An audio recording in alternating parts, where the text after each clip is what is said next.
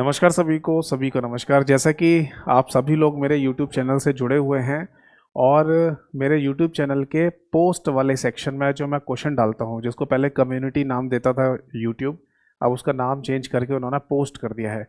तो वहां जितने भी MCQs आपको दिख रहे हैं उनके कमेंट सेक्शन में अगर आप जाएंगे तो ये आपको एक्सप्लेनेशन वीडियोज़ है ना मिल जाएंगे, है ना।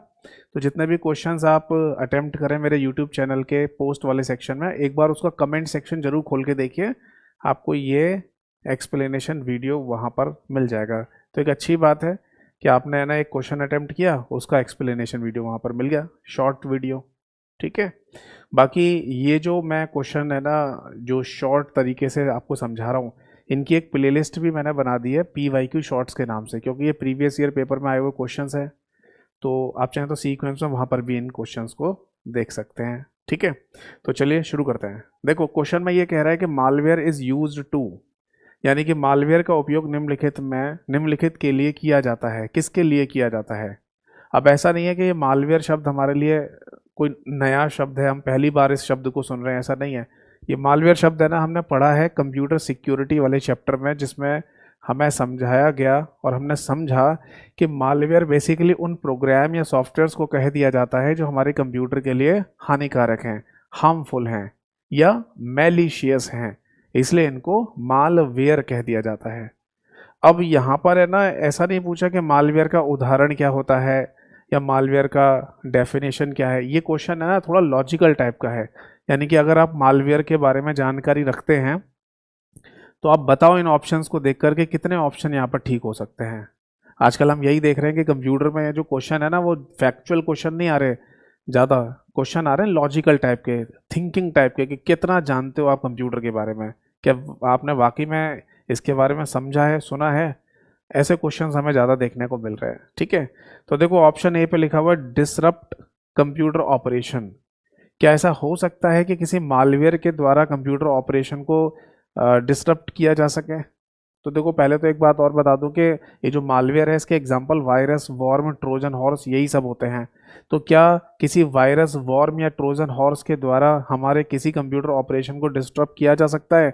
तो आंसर है जी हाँ, कर सकते हैं।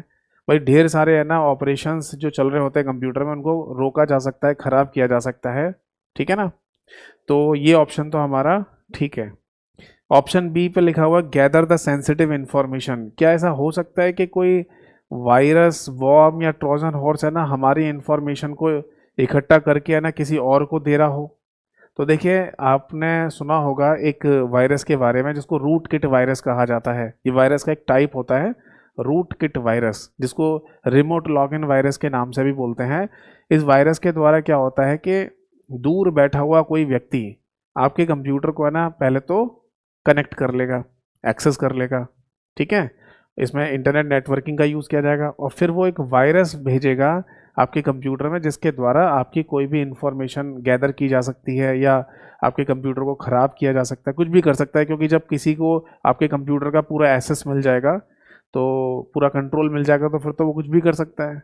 तो ऐसा संभव है कि है ना कोई ऐसा वायरस बनाया गया हो जो आपकी इंफॉर्मेशन को है ना इकट्ठा करके किसी और को भेज रहा हो। तो ये भी ठीक है।